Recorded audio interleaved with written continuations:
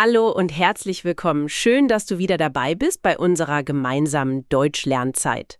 Hallo auch von mir. Ja, super, dass du so motiviert bist und jeden Tag mit uns lernst. Heute ist ja schon Tag 33. Wir haben wirklich schon eine ganze Menge Tage zusammen gelernt. Jeden Tag 15 neue Wörter. Das ist echt stark von dir. Absolut. Und denk dran, das ist ein super Weg, ne? Bis Tag 60 lernen wir gemeinsam auf Niveau A2 und danach gehen wir dann zusammen auf das nächste Level, B1. Du machst da wirklich tolle Fortschritte. Bevor wir uns aber ins heutige Thema stürzen, noch ein kleiner, aber ja, sehr effektiver Lerntipp für dich. Hast du schon mal die Shallowing-Technik ausprobiert? Das ist eigentlich ganz einfach. Wiederhole die Sätze, die wir sagen, laut nach uns. Sprich einfach mit uns mit, so fast gleichzeitig. Genau. Diese Wiederholung, die hilft deinem Gehirn enorm beim Lernen. Die Wörter und auch die Satzmelodie, die bleiben viel besser hängen. Probier's doch heute direkt mal aus. Ja, einfach mitsprechen. Okay, dann lass uns loslegen. Das Thema für heute ist sehr praktisch. Grundwortschatz, Büro und Arbeit. Richtig. Speziell für dich, wenn du auf dem A2-Niveau Deutsch lernst. Wir helfen dir heute dabei, 15 wichtige Wörter zu verstehen und anzuwenden. Die werden dir im Arbeitsalltag sicher immer wieder begegnen. Und wir haben auch heute wieder ein kleines Versprechen für dich. Nachdem wir alle 15 Wörter gründlich und klar erklärt haben, erzählen wir dir am Ende eine kurze Alltagsgeschichte. Genau, und in dieser Geschichte kommen dann alle 15 Wörter noch einmal vor.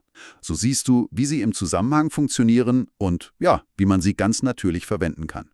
Es lohnt sich also wirklich bis zum Schluss dran zu bleiben, damit du alles gut verstehst und optimal lernen kannst. Perfekt. Dann starten wir doch gleich mit dem ersten Wort. Es ist ein Ort, an dem viele Menschen, einen großen Teil ihres Tages verbringen, das Büro. Das Büro. Auf Englisch sagt man dazu Office. Ein ganz einfacher Satz wäre zum Beispiel, viele Menschen arbeiten in einem Büro. Das ist ja ein sehr gängiger Arbeitsplatz. Stimmt. Oder wenn du deinen eigenen Arbeitsplatz beschreibst, mein Büro ist im 2. Stock. Also der Raum, wo man seine Arbeit macht. Oft mit Möbeln und Geräten. Ja, genau. Der klassische Arbeitsort für viele Berufe. Und was ist wohl das wichtigste Möbelstück in fast jedem Büro? Da kommen wir direkt zum nächsten Wort. Das passt perfekt. Der Schreibtisch. Der Schreibtisch. Die englische Übersetzung ist: Ein typischer Satz, den viele bestimmt kennen. Auf meinem Schreibtisch liegen viele Papiere. Manchmal ist da ganz schön was los, oder? Oh ja, das stimmt. Oder auch ganz praktisch: Der Computer steht auf dem Schreibtisch. Das ist wirklich so der zentrale Platz zum Arbeiten im Büro. Ganz genau. Und wenn man am Schreibtisch sitzt, braucht man natürlich auch was zum Sitzen. Was wäre das wohl? Na klar, das führt uns logisch zum nächsten Wort. Der Stuhl. Der Stuhl. Auf Englisch heißt das Chair. Wenn man lange arbeitet, ist das wichtig. Dieser Stuhl ist sehr bequem. Ja, Komfort ist wichtig. Oder wenn man einen neuen braucht. Ich brauche einen neuen Stuhl für mein Büro. Vielleicht einen, der gut für den Rücken ist. Das ist eine gute Idee. So, jetzt haben wir den Ort, das Büro und die wichtigsten Möbel. Schreibtisch und Stuhl. Was findet man denn oft auf dem Schreibtisch oder in den Regalen so geordnet und wichtig für die Arbeit? Das sind oft Unterlagen, die zusammengefasst sind in die Akte. Die Akte. Auf Englisch kann das File oder Document bedeuten. Im Büroalltag hört man oft sowas wie: Bitte gib mir die Akte von Projekt XY. Da sind dann alle wichtigen Papiere zu einem Thema drin gesammelt. Genau. Und manchmal sind das auch echt viele Informationen. Die Akte ist sehr dick. Da steckt dann viel Arbeit drin. Stimmt. Akten sind quasi unverzichtbar im Büro, um Infos zu sortieren und sicher aufbewahren. Ordnung ist da oft wichtig, ne? Und wofür braucht man solche Akten häufig? Man bereitet sich damit vielleicht vor auf einen Termin.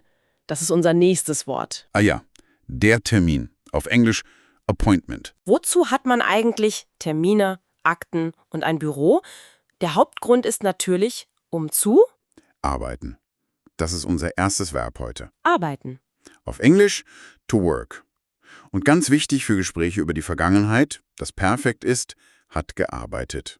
Ein Beispielsatz im Präsens: Ich arbeite 8 Stunden pro Tag. Das beschreibt eine, regelmäßige Tätigkeit. Und wenn du erzählen willst, was du gestern gemacht hast, benutzt du das Perfekt. Gestern habe ich bis 18 Uhr gearbeitet. Das beschreibt dann eine abgeschlossene Handlung. Stimmt. Arbeiten ist ein absolut zentrales Verb, wenn es um den Beruf geht. Und eine sehr häufige Tätigkeit beim Arbeiten ist das? Schreiben. Schreiben. Auf Englisch to write. Das Perfekt dazu lautet, hat geschrieben. Ein typisches Beispiel aus dem modernen Büro. Ich schreibe eine E-Mail an den Kunden. Das macht man ja quasi ständig. Oder eine Frage im Perfekt, ob eine Aufgabe erledigt ist. Hast du den Bericht schon geschrieben? Schreiben ist echte grundlegende Fähigkeit im Berufsleben. Definitiv. Aber manchmal ist Schreiben nicht genug oder nicht schnell genug. Manchmal muss man direkt mit jemandem sprechen, auch wenn die Person nicht im selben Raum ist. Dann muss man Telefonieren. Unser nächstes Verb. Telefonieren. Auf Englisch to make a phone call. Und das Perfekt dazu, hat telefoniert. zum Beispiel, wenn man eine kurze Absprache braucht. Ich muss kurz mit Frau Meier telefonieren. Oder im Perfekt, wenn man von einem längeren Gespräch berichtet, er hat gestern lange mit dem Chef telefoniert. Ja, telefonieren gehört einfach zum Büroalltag dazu. Stimmt. E-Mails schreiben, telefonieren, Termine wahrnehmen. All diese verschiedenen Aufgaben muss man ja irgendwie unter einen Hut bekommen. Man muss sie gut organisieren. Organisieren. Wieder ein sehr wichtiges Verb für die Arbeitswelt. Auf Englisch to organize. Das Perfekt ist, hat organisiert. Ein Beispiel für eine anstehende Aufgabe. Wir müssen das nächste Meeting organisieren. Das heißt, alles Nötige dafür vorbereiten. Oder im Perfekt, wenn man nach der verantwortlichen Person fragt. Wer hat die Reise organisiert? Gute Organisation spart ja Zeit und vermeidet Probleme. Ja, Organisation ist wirklich wichtig, damit alles reibungslos läuft und nichts Wichtiges vergessen wird. Und bevor man anfängt, Dinge zu organisieren, was ist oft so der erste Schritt? Ja, meistens muss man vorher erst einmal die Schritte überlegen und festlegen. Man muss also planen. Unser nächstes Verb. Planen. Auf Englisch to plan. Und das Perfekt dazu ist, hat geplant. Ein Beispiel für zukünftige Aktivitäten? Wir planen gerade ein neues Projekt. Man macht sich halt Gedanken über den Ablauf. Oder auch bezogen auf den eigenen Arbeitstag. Ich habe meinen Arbeitstag genau geplant. Das hilft, ja, strukturiert zu bleiben und nichts zu vergessen. Genau. Planen und organisieren sind wie Geschwister, ne? Die gehören oft eng zusammen bei der Arbeit.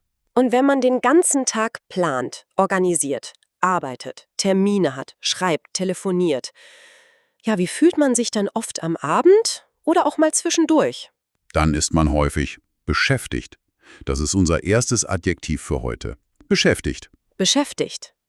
Auf Englisch heißt das busy. Ein sehr nützlicher Satz, wenn man gerade keine Zeit für was anderes hat. Entschuldigung, ich bin gerade sehr beschäftigt. Oder wenn man nach dem Tag von jemand anderem fragt. Warst du gestern sehr beschäftigt? Das zeigt dann, dass jemand viel zu tun hatte. So, das waren jetzt schon 11 Wörter. Das läuft ja wie am Schnürchen. Du machst das wirklich toll. Und weil du so aufmerksam dabei bist, haben wir eine kleine Bitte an dich. Ja, wenn dir diese Art zu lernen gefällt, wenn dir diese Lektion hier hilft, dann unterstütze uns doch bitte. Abonniere unseren Kanal. Und gib uns einen Daumen nach oben. Das ist eine tolle Motivation für uns und zeigt uns, dass dir unser gemeinsames Lernen Spaß macht und ja, nützlich ist. Ein großes Dankeschön schon mal dafür. Super, danke dir. Machen wir weiter. Wenn man also beschäftigt ist, hat man viele Aufgaben. Und nicht alle Aufgaben sind gleich.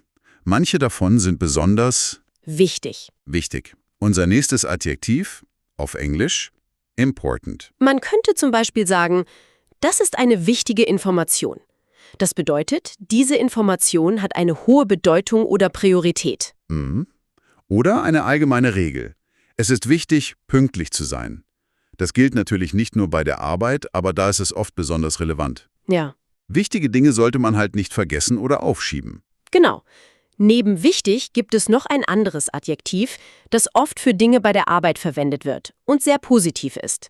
Es ist gut, wenn Werkzeuge, Informationen oder Kollegen nützlich sind. Nützlich. Auf Englisch, useful. Ein Beispiel aus dem Arbeitsalltag. Diese Software ist sehr nützlich für unsere Arbeit. Das heißt, sie hilft uns, die Arbeit besser oder schneller zu machen. Oder auch ganz einfach und alltäglich. Ein guter Stift ist immer nützlich. Nützliche Dinge erleichtern uns das Leben oder eben die Arbeit. Sie haben einen praktischen Wert sozusagen. Absolut. Jetzt hatten wir Adjektive wie wichtig und nützlich, die ja eher positiv sind. Aber die Arbeitswelt ist nicht immer nur einfach, ne? Nee. Manchmal gibt es klare Regeln oder auch Personen, die sehr genau darauf achten, dass alles korrekt abläuft. Solche Regeln oder Personen sind manchmal Streng. Streng. Das nächste Adjektiv. Auf Englisch strict. ein Beispiel könnte sein, unser Chef ist nicht sehr streng. Das beschreibt dann eher eine lockere Arbeitsatmosphäre. Mhm. Oder das Gegenteil, wenn es um Regeln geht. Die Regeln für die Sicherheit am Arbeitsplatz sind streng. Das bedeutet, sie müssen ganz genau befolgt werden. Oft ja auch aus gutem Grund. Stimmt. Streng heißt also, dass es klare Vorgaben gibt und auf deren Einhaltung eben geachtet wird. Richtig. Und auch wenn vielleicht der Chef streng ist oder die Regeln streng sind, was ist eine Eigenschaft, die bei Mitarbeitern oft geschätzt wird? Man sollte versuchen, Fleißig zu sein. fleißig. Unser letztes Wort für diese Lektion. Auf Englisch diligent oder hardworking. Man kann zum Beispiel über eine Kollegin sagen, die Kollegin ist sehr fleißig. Das bedeutet, sie arbeitet viel, engagiert und gut. Und das ist natürlich auch ein super Tipp für dich als Deutschlerner. Wer fleißig lernt, spricht bald gut Deutsch. Fleißig sein heißt eben, sich anzustrengen und kontinuierlich an einer Sache zu arbeiten. Genau, fleißig sein zahlt sich fast immer aus. Egal ob bei der Arbeit, beim Sport oder eben beim Sprachenlernen. Super, das waren sie, unsere 15 Wörter für heute rund um das Thema Büro und Arbeit. Ja, lass uns kurz wiederholen. Das Büro, der Schreibtisch, der Stuhl, die Akte, der Termin, arbeiten, schreiben, telefonieren, organisieren, planen, beschäftigt, wichtig, nützlich, streng und fleißig. Fantastisch gemacht, dass du bis hierhin durchgehalten hast. Und wie am Anfang versprochen, kommt jetzt zum Abschluss unsere kleine Geschichte. Hier kannst du noch einmal hören, wie die Wörter in einem ganz normalen Zusammen verwendet werden. Hör einfach gut zu und versuch mal die 15 Wörter wiederzuerkennen. Viel Spaß dabei. Los geht's. Anna arbeitet in einem großen Büro in der Stadt. Ihr Schreibtisch steht direkt am Fenster. Das mag sie sehr. Sie sitzt auf einem modernen Stuhl, der ziemlich bequem ist. Aber heute ist Anna wirklich sehr beschäftigt. Es gibt viel zu tun. Sie muss dringend eine wichtige Akte für ihren Chef suchen. Es geht um einen Kunden.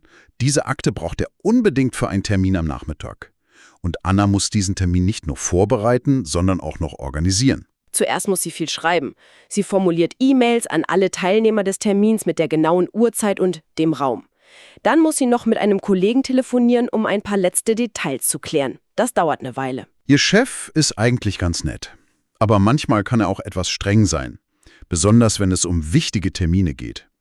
Pünktlichkeit und gute Vorbereitung sind ihm sehr wichtig. Ja. Aber er hilft Anna auch oft, ihre Aufgaben gut zu planen, damit sie nicht den Überblick verliert. Alles gut zu organisieren ist wirklich wichtig, denkt Anna bei sich. Sie sucht immer noch nach der Akte. Wo kann die nur sein? Sie schaut im Regal nach. Ah, da ist sie ja, zwischen den anderen Ordnern. Puh, das ist wirklich nützlich, dass sie jetzt gefunden hat. Das war knapp. Anna arbeitet heute wirklich lange. Sie ist sehr fleißig und möchte sicher gehen, dass alles perfekt für den Termin vorbereitet ist. Sie will, dass ihr Chef zufrieden ist.